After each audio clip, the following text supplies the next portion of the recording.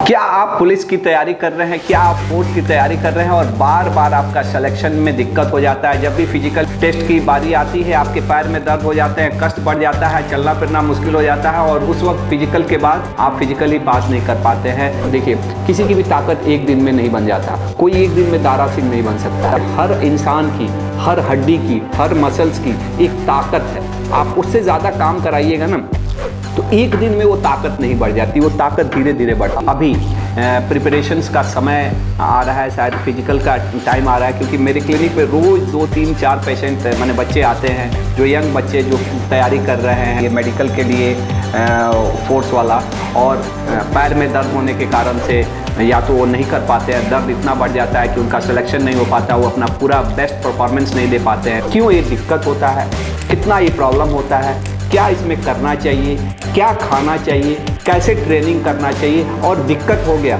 तो डॉक्टर के पास आके क्या क्या उसमें करना चाहिए। जो लोग भी पुलिस के लिए, फोर्स के लिए, सिपाही के लिए अपनी तैयारी कर रहे हैं और बार बार पैर के दर्द के लिए कष्ट में पड़ जाते हैं, दिक्कत में पड़ जाते हैं, उनके लिए वीडियो बहुत इंपॉर्टेंट है।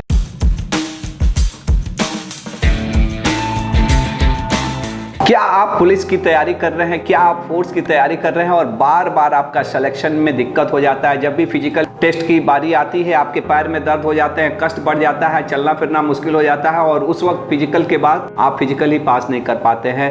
कितना लोग तो ऐसे भी होते हैं कि निराश होकर इसको छोड़ दिए हैं कि अब मेरे से नहीं निकलेगा। कितना बार आखिरी मौका रहता है कि अब एज खत्म होने वाला है। तो उन तमाम लोगों के लिए, जो लोग भी पुलिस के लिए, फोर्स के लिए, सिपाही के लिए अपनी तैयारी कर रहे हैं और बार बार पैर के दर्द के लिए कष्ट में पड़ जाते हैं, दिक्कत में पड़ जाते हैं, उनके लिए वीडियो बहुत इंपॉर्टेंट है। क्योंकि अभी प्रिपरेशंस का समय आ रहा है, शायद फिजिकल का टाइम आ रहा है, क्योंकि मेरे क्लिनिक में रोज़ 2, 3, 4 पेशेंट माने बच्चे आते हैं, जो यंग बच्चे जो तैयारी कर रहे हैं ये मेडिकल के लिए फोर्स वाला, और पैर में दर्द होने के कारण से या तो वो नहीं कर पाते हैं, दर्द इतना बढ़ जाता है कि उनका सिलेक्शन नहीं हो पाता, वो अपना पूरा बेस्ट परफॉर्मेंस नहीं दे पाते हैं। तो उन सब के लिए एक हड्डी के डॉक्टर्स का, क्योंकि हमारे पास ही लोग आते हैं, एक एडवाइस के रूप में हम ये वीडियो बना रहे हैं, लाइव आ रहे हैं। मैं सबसे रिक्वेस्ट करूंगा कि जो लोग भी इसे देख रहे हैं उन तमाम बच्चों के पास ज़रूर शेयर करिए जो फोर्स के लिए, आर्मी के लिए, पुलिस के लिए तैयारी कर रहे हैं। क्योंकि अभी नवंबर में, दिसंबर में, जनवरी, फरवरी और मार्च तक ये फिजिकल टेस्ट होने वाले हैं। तो ये वीडियो मैं बिल्कुल ख़ास बना रहा हूँ। अभी हमारे साथ ये 2 बच्चे भी हैं जिन्होंने हमारे क्लिनिक में आज आए हुए थे और इन दोनों को ये प्रिपरेशन कर रहे हैं। इन दोनों को ही पैर में दिक्कत हो गई है फिजिकल तैयारी। एक आदमी जंप किया, जंप करने के कारण से पैर में दिक्कत हो गई। एक आदमी दौड़ रहे हैं, अब दौड़ा ही नहीं जा रहा है, पैर में इतना दर्द हो रहा है। तो क्या करें? कितना लोग तो यही बता रहे थे, तो कितना लोग तो निराशा के कारण से छोड़ दिए कि अब मेरे से नहीं होगा, अब नहीं करना है, छोड़िए। तो मैं उन सभी लोगों के साथ आज हूँ, उन सारे बच्चों के लिए साथ हूँ। मैं अपना पूरा मरीज को रोक के मैंने बोला कि नहीं, आज मैं ये वीडियो बनाऊंगा, क्योंकि मुझे लगता है कि ये वीडियो सचमुच बहुत इंपैक्ट करने वाला है। तो अंत तक हमारे वीडियो से जुड़े रहिएगा। मैं doctor Rameshwar, orthopaedics and joint replacement surgeon. मैं पिछले 18 साल से एज ए ऑर्थोपेडिक सर्जन काम कर रहा हूँ। मैंने 20,000 से ज़्यादा लोगों के हड्डी के सफल ऑपरेशंस किए हैं और 1,000 से तो ज़्यादा जॉइंट रिप्लेसमेंट किया है। ऐसे तो मेरा इंटरेस्ट ज़्यादा अगर देखेंगे ना तो फ्रैक्चर, बोन, जॉइंट और खास करके घुटने की जॉइंट से है। लेकिन ये वीडियो मुझे लगता है कि ये मेरा एक कंट्रीब्यूशन है वो तमाम जो योद्धा है, जो वीर है, कल के दिन हमारे देश का, हमारे परिवार का, सबकी सुरक्षा करने वाले हैं, उनके लिए डेडिकेटेड है। अगर मेरे एक छोटे से प्रयास से अगर किसी को नौकरी मिल जाए, मेरी औकात नहीं है किसी की नौकरी देने के लिए, लेकिन अगर मेरे एक छोटा सा कंट्रीब्यूशन से उनकी लाइफ में कुछ ट्रांसफॉर्मेशन हो जाए तो मेरे लिए लगता है कि मेरा सोशल मीडिया में आना और या फिर एक डॉक्टर होने का एक पर्पस है वो पूरा होता है। मैं स्टेप बाय स्टेप एक चीज़ बताऊंगा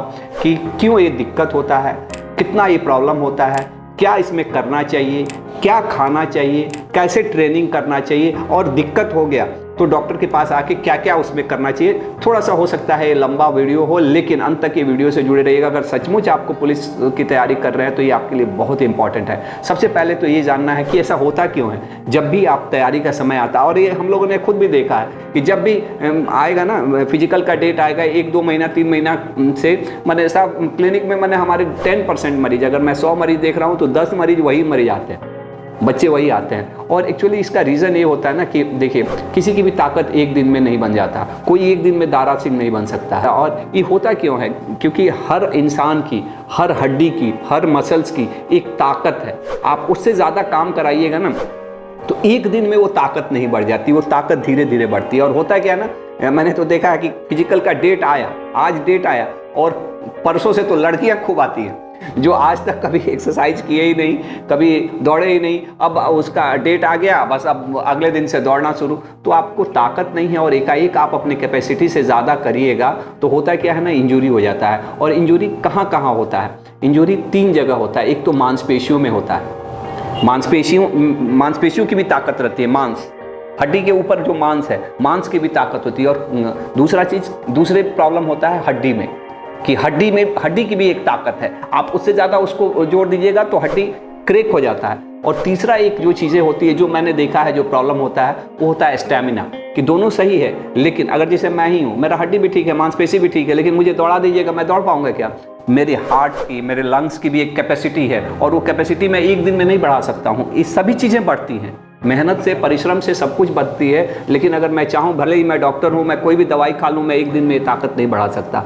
और यहाँ पे यही ताकत लोग सोचते हैं कि आज हमारा आ गया तो आज से मैं दौड़ने लगूंगा और मेरा ये हो जाएगा। तो इसमें सबसे जो चीज़ें जो बहुत ही इंपॉर्टेंट रहता है ना, ये समझना कि कोई चीज़ मजबूत कैसे होता है। तो मजबूत होने में एक तो सबसे पहला चीज़ है, अगर फिजिकल एजुकेशन, मेहनत करने की बात करें, कि ट्रेनिंग की बात करें, तो एक कोई भी चीज़ मजबूत होता है उसको काम करने से, उसको मेहनत करने से। और ये मजबूत एक दिन में नहीं होगा। जैसे मुझे अपने मांसपेशियों को, मुझे हड्डी को मजबूत करना है, मैं कितना भी अच्छा खुराक खा लूँ, लेकिन अगर मैं मेहनत नहीं करूँगा तो ना मेरी मांसपेशियाँ मजबूत होंगी और ना ही मेरा हड्डी मजबूत होगा। लेकिन अगर मैं चाहूँ कि एक ही दिन में मैं मेहनत करके हड्डियाँ मजबूत कर दूँ तो कर सकता हूँ क्या? नहीं कर सकता हूँ। तो एक्चुअली इसमें बेसिक प्रिंसिपल है कि स्टार्ट स्लोली, धीरे धीरे शुरू करिए, ग्रेजुअली बढ़ाइए। अपने बॉडी को जितना अच्छा आप समझ सकते हैं, एज ए डॉक्टर मैं भी नहीं समझ सकता और सबको समझ में आता है। अगर आपको लग रहा है कि एक दिन में दौड़ के आप रेस निकाल दीजिएगा तो आप गलतफहमी में हैं। ना मैं निकाल सकता हूं, ना कोई नहीं निकाल सकता है। आपको इसमें सतत प्रयास करना पड़ेगा, आपको अपनी बॉडी को समझना होगा।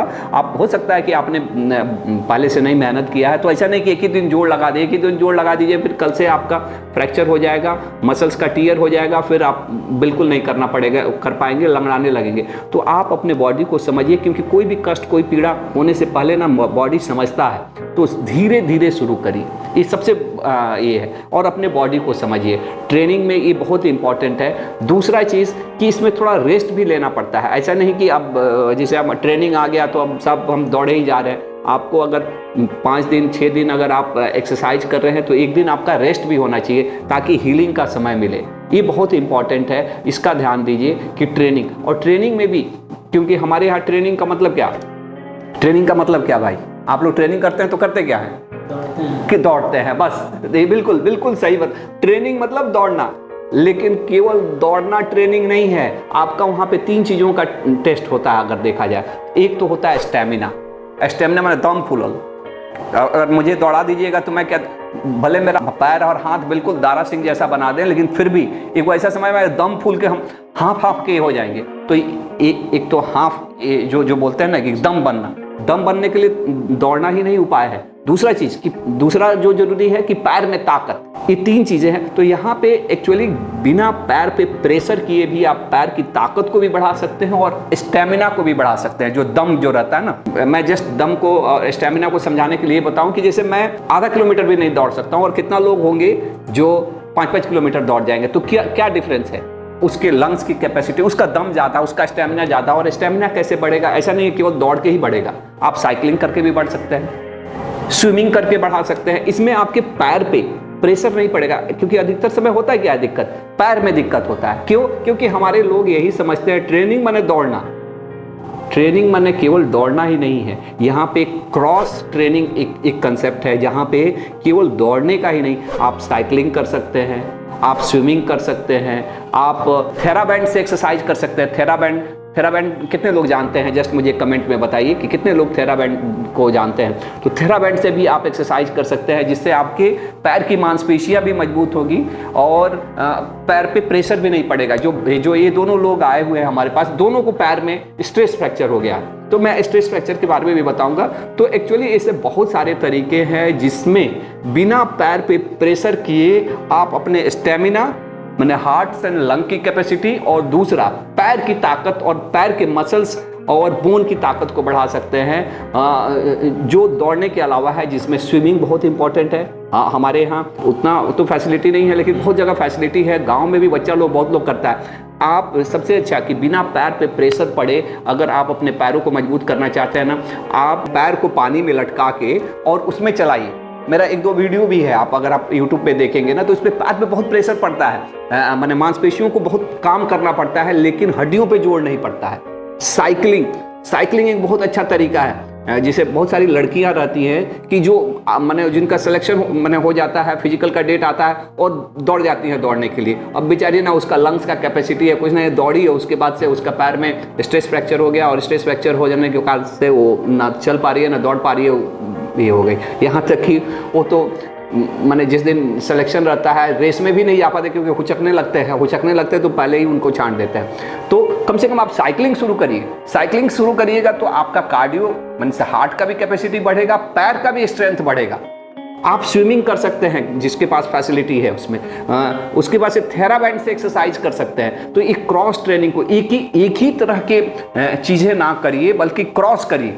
कभी साइकिलिंग कर लिए, कभी स्विमिंग कर लिए, कभी थेराबैंड से एक्सरसाइज कर लिए, कभी रनिंग किए, और इस सारी चीज़ों में अपने बॉडी को समझिए। कोई भी चीज़ अपने बॉडी की कैपेसिटी से ज़्यादा नहीं करना है। और ये स्ट्रेस फ्रैक्चर हो जाता है अधिकतर समय। ये स्ट्रेस फ्रैक्चर क्या होता है? एक्चुअली देखा जाए ना, तो जैसे मसल है वैसे ही हड्डियां भी अगर देखा जाए, मैं समझाने के लिए इसे बता रहा हूं कि हड्डियां भी देखा जाए ना, तो एक हड्डी जो है ना, 1 लाख, मैं एग्जांपल के लिए बता रहा हूं, समझाने के लिए आपको बता रहा हूं, 1 लाख धागों से बना हुआ है। और ये धागे रोज 1-2 धागे तो हम चलते फिरते हैं, इसमें ही टूटता है, और ये टूटता है, फिर वो रिपेयर भी होता है। नेचुरल बॉडी का मैकेनिज्म है। लेकिन जब आप दौड़ते हैं ना, तो जो 1-2 धागे नहीं टूटते हैं, फिर आपके 100-150 धागे टूटते हैं। और 100-150 धागे टूटने के तक तो अच्छे हैं, मैं समझाने के लिए बता रहा हूँ। लेकिन जब वही 1000 धागे टूट जाते हैं, अगर 100 का 100 टूट गया तो क्या हो गया? फ्रैक्चर हो गया। अगर 1000 धागे टूट जाएंगे तो उसको दर्द शुरू हो जाएगा। और कहीं भी कोई चीज टूटा, कहीं भी कोई चीज का इंजरी हुआ, तो उसका नेचुरल उपाय रेस्ट ही है। आप कोई दवा देके, कितना बार बच्चा लोग आता है कि सर कोई दवा दे दीजिए जल्दी ठीक हो जाए, नहीं ठीक होगा। कितना भी हम दवा देंगे, दर्द की दवाई खाएंगे, दर्द आपको अच्छा लगेगा, छोड़ेंगे फिर से कष्ट होगा। अगर फ्रैक्चर हो गया, स्ट्रेस फ्रैक्चर हो गया, चाहे मसल्स के फाइबर में इंजरी हो गया, तो मेन इलाज रेस्ट ही है। माइनर है तो बॉडी खुद ही हील कर लेगा, लेकिन एक लिमिट से ज्यादा है तो उसको रेस्ट करना पड़ता है। और कितना बार तो हमने देखा है कि पूरा फ्रैक्चर हो जाता है, एक्सरे में दिखता है, और स्ट्रेस फ्रैक्चर में पूरा एक्सरे में नहीं दिखता है शुरू में, लेकिन बाद में जब हीलिंग हो जाता है, जब वो धागे जुड़ते हैं, तो वो दिखता है। हो सकता है कि 3 हफ्ते बाद, 4 हफ्ते बाद दिखने लगे। तो स्टार्ट स्लोली, बी ग्रेजुअल, धीरे धीरे बढ़ाइए, क्रॉस ट्रेनिंग करिए, ये बहुत इंपॉर्टेंट है। और इसमें और भी कि कितना बार लोग रहते हैं ना कि देखिए एक्सरसाइज हमारे यहाँ, अच्छा हर जगह जितना बच्चा लोग तैयारी करता है, कोई बहुत बड़ा घर का तो कोई नहीं रहता है, सब अपना गांव के मिट्टी का बना हुआ बच्चा लोग रहता है। आप में से कितना बच्चा है जो आपको लगता है कि सब, और उनको कोई ट्रेनर नहीं रहता है। ट्रेनिंग करने का भी एक तरीका है। ट्रेनिंग में पहले क्या है, वार्म अप करना होता है। आप लोग करते हैं वार्म अप? वार्म अप करना पड़ता है, और वार्म अप के बाद से आपको एक्सरसाइज करना है, फिर कूल डाउन करना है बॉडी को, क्योंकि बिना वार्म अप के आप करेंगे तो इंजरी होगी। फिर कूल डाउन नहीं करेंगे तो मसल्स रिलैक्स नहीं होगा, उससे भी इंजरी होने की चांसेस रहते हैं, फैटिग होने के चांसेस रहते हैं। तो ये सारी चीज़ों का ध्यान देना बहुत इंपॉर्टेंट रहता है। अगर आप इन सारी चीज़ों का ध्यान देंगे तो इंजरी कम होगी। लेकिन केवल एक्सरसाइज ही नहीं है, और एक्सरसाइज का तरीका ही नहीं है, अगर हो सके, क्योंकि इसमें हर जगह होते हैं, कुछ ट्रेनर रहते हैं, कुछ आपके सीनियर रहते हैं। कितना लोग तो ये भी रहता है कि जिसका खुद का सिलेक्शन नहीं हो गया, लेकिन उसको मालूम है कैसे करना है, तो आप इसमें किसी कोच का भी हेल्प ले सकते हैं। ऐसा नहीं कि आया और लगे दौड़ना, तो ये पूरा का पूरा एक साइंस है स्टेमिना बिल्ड करना। तो लगे तो हर गांव में ऐसे लोग हैं, आप उनका हेल्प लीजिए, किसी को मेंटर बनाइए, किसी को कोच बनाइए। आपके मेंटर कौन है? अगर आपके कोई मेंटर नहीं है तो अरे कुछ पैसा दीजिए किसी को, वो आपको बता देगा। ये इंजरी हो जाने के बाद से डॉक्टर के पास आके पैसा देते ही हैं और सिलेक्शन भी नहीं होता। तो थोड़ा सा इस पर भी ध्यान देना है। दूसरा चीज़ है जो बहुत ही इंपॉर्टेंट है, वो है डाइट, खुराक। एक्चुअली मैंने देखा है कितना बार बच्चा लोग मेहनत बहुत करता है, लड़की ऐसा पतली दुबली रहती है, दौड़ना शुरू। ऐसा नहीं है कि पतला दुबला होना कोई ये है, लेकिन इसमें जो ये है ना कि खुराक अच्छा होना चाहिए, डाइट अच्छा होना चाहिए। और डाइट में दो तीन चीज़ें बहुत इंपॉर्टेंट है। वैसे तो नॉर्मली जब आप इस तरह की एक्टिविटी करेंगे तो आपको भूख भी ज़्यादा लगती है, भूख ज़्यादा लगेगी, लेकिन आपको खाने में कुछ कुछ चीज़ें जो हड्डियों के मांसपेशियों के लिए बहुत इंपॉर्टेंट है, ये बहुत ही ज़रूरी है। इसमें प्रोटीन ज़्यादा लेना है, विटामिन ज़्यादा लेना है। प्रोटीन्स कहाँ मिलेगा? तो मांस मछली खा सकते हैं तो अच्छी बात है, नहीं खा सकते हैं दाल में बहुत ही प्रोटीन है। दाल पीजिए, 2 कटोरी सवेरे, 2 कटोरी मैंने जितना आप खा पी सकते हैं, और दाल पूरा लीजिए। हम लोग के यहाँ जिसे हमने देखा भी, हम लोग के गाँवों में भी होता था, और ये बड़ा ही अच्छा भी है। ये स्प्राउटेड लेते थे।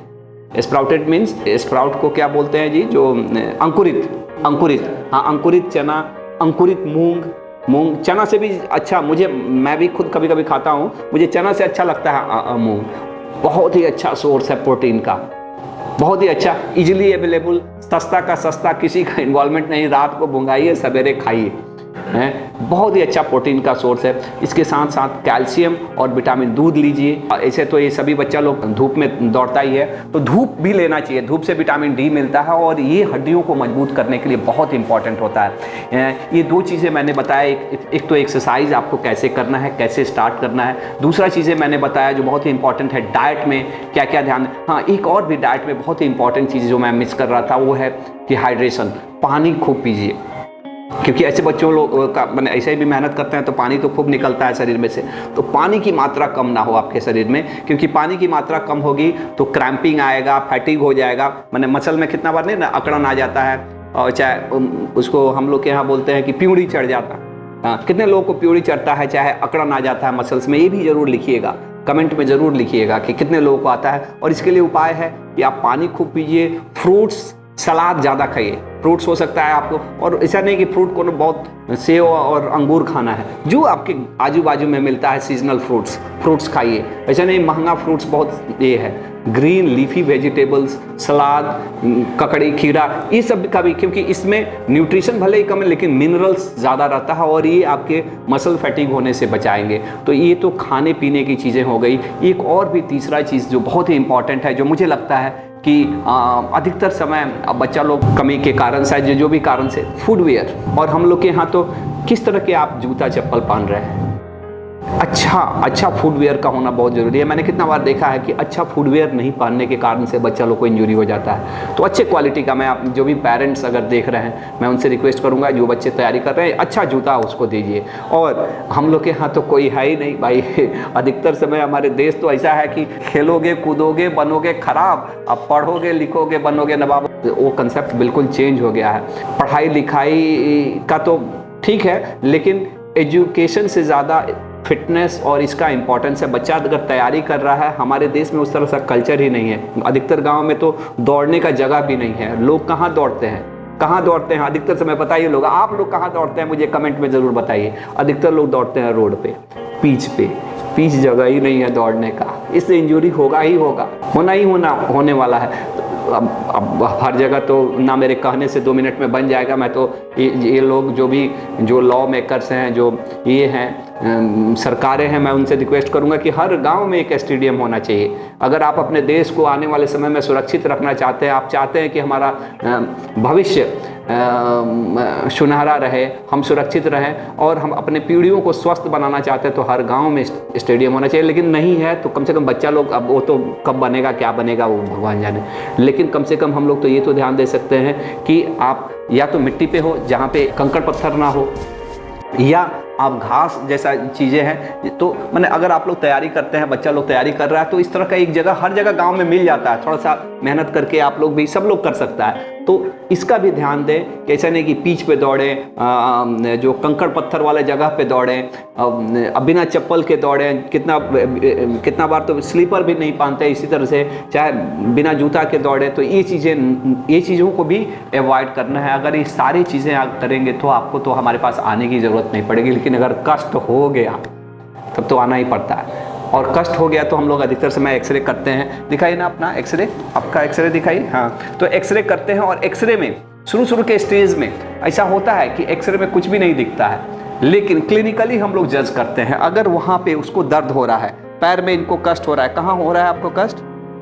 हाँ, कष्ट हो रहा है, छूने से, यहाँ पे छूने से कष्ट आ रहा है, तो ये स्ट्रेस फ्रैक्चर हो गया है। और अगर स्ट्रेस फ्रैक्चर हो गया है तो 3 हफ्ता आराम करना पड़ेगा, दूसरा कोई उपाय नहीं है। अगर एक्सरे में दिखता है फ्रैक्चर तो फिर तो हम लोग प्लास्टर भी लगा देते हैं, लेकिन स्ट्रेस फ्रैक्चर कितना बार हम लोग क्लिनिकली ही जज करते हैं, अपने अनुभव से जज करते हैं। अगर है तो 3 हफ्ता आपको रेस्ट करना पड़ेगा। दौड़ना कूदना, यहाँ तक कि बाथरूम वगैरह चलने के लिए भी हम लोग मना करते हैं। मैंने इसेंशियल आप काम कर सकते हैं, लेकिन अगर स्ट्रेस फ्रैक्चर हो गया तो 3 हफ्ता रेस्ट करना पड़ता है। कितना बार बच्चे आते हैं कि सर अब हमारा तो 3 हफ्ता बचा ही हुआ है, तो कैसे करेंगे? तो हम उनसे यही रिक्वेस्ट करते हैं कि भाई अब 3 हफ्ता मत करो, अब जो करना है वहीं पे जाके करना। क्योंकि तुम अगर इस स्ट्रेस फ्रैक्चर में दौड़ोगे कूदोगे तो होगा क्या ना कि जितना ये और ख़राब होते जाएगा। जो 100 धागे टूटे हैं ना, वो 150 धागे टूटेंगे, वो 250 धागे टूटेंगे, और तुम्हारी कष्ट और बढ़ेगी। भले ही हमसे कितना भी दवा तुम लिखवा लो, क्योंकि दवाइयाँ हम क्या देते हैं? हम किसी को मजबूत बनने की दवा नहीं दे सकते, हम किसी का हड्डी एक दिन में जुड़ने का दवा नहीं दे सकते। हम अधिकतर समय क्या चीज़ का दवा देते हैं? दर्द की दवा देते हैं। आप खाएंगे अच्छा लगेगा, लेकिन उसका असर रहेगा उतना ही देर, छोड़ेंगे फिर से दिक्कत होगा। तो मेन है रेस्ट लेना। और ऐसे बच्चे लोग जिनका बिल्कुल कम समय रहता है, तो हम बोलते हैं कि अब सीधे जाके वहीं पे जो दौड़ना है अपना दम लगा के दौड़ना। क्योंकि अगर तुम पहले से दौड़ना शुरू रखोगे, तुम नहीं मानोगे तो हुचकने लगोगे, ऐसा लंगड़ाने वाला। कितना बच्चा आप लोगों में से कितना बच्चा जो लोग देख रहा है वो लंगड़ा रहा है आजकल? वो लंगड़ाते हुए जाएगा ना। मैंने कितना बार देखा है वो लंगड़ाते हुए, सर गए थे तो ऐसे पहले ही हमको रेसे में नहीं शामिल होने दिया, तो रेस में भी नहीं जान देता। बोलता है पहले ही चलिए आप निकलिए आप, वो रेस में ही नहीं घुसने देगा। तो कम से कम रेस में तो आइए, ठीक है ना। मुझे लगता है कि आज मैंने पूरा मन से मैंने तो इसको नोट डाउन भी किया था, और इसमें लगभग मैंने कोशिश किया है कि हर एक पॉइंट को मैं टच करूं। ट्रेनिंग का तरीका, एक्सेसिव ट्रेनिंग, फुटवेयर, न्यूट्रिशंस, लगभग हर चीज़ों को मैंने इसमें टच किया है। हड्डियां कैसे मजबूत होती हैं, न्यूट्रिशंस क्या होना चाहिए, सनलाइट, कैल्शियम के सोर्स में क्या है, जितने भी दूध, दही या ग्रीन लीफी वेजिटेबल्स, फ्रूट्स, ये सब कैल्शियम के भी और विटामिन के भी अच्छे सोर्स हैं। और सबसे बड़ी बात मुझे लगता है कि अपनी दिल की सुने, अपने बॉडी की सुने।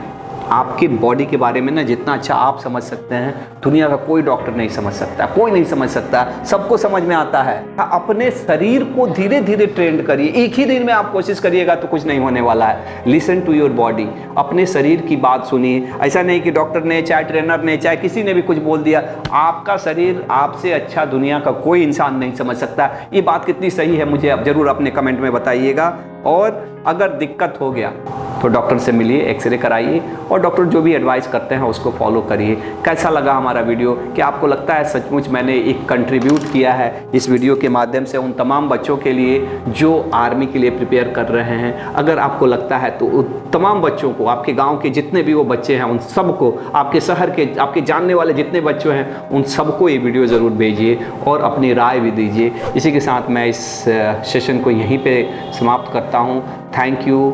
और फ्रैक्चर, बोन, जॉइंट, घुटने के दर्द के बारे में और कुछ जानने के लिए हमारे चैनल को ज़रूर सब्सक्राइब करिए।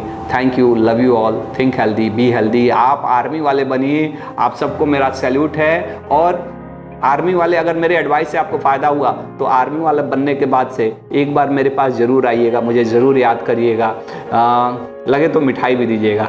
जस्ट जोकिंग, ऐसा नहीं है, बस जस्ट आप करें, अच्छा करें, मेरा यही आपके लिए ब्लेसिंग है। मैंने भी थोड़ा सा तैयारी करके, मैंने खुद कंटेंट, मैंने ऐसा नहीं है कि मैं ऐसे ही सीधे बोलने लगा, मैंने पूरा रिसर्च करके, मुझे लगता है जो चीज़ें मुझे बताना चाहिए, मैंने बहुत ही कॉम्प्रिहेंसिव ये वीडियो बनाया है। और मुझे नहीं लगता है कि इस तरह का वीडियो पूरे यूट्यूब पे, पूरे फेसबुक पे कहीं दूसरा है। मैंने पूरा रिसर्च भी किया, तो ये डिज़र्व करता है कि ये वीडियो ज़्यादा से ज़्यादा लोगों तक पहुँचे। पहुँचे, सभी लोगों के, सभी यंग जनरेशन के बच्चों के पास पहुँचे। धन्यवाद, thank you, love you all, think healthy, be healthy.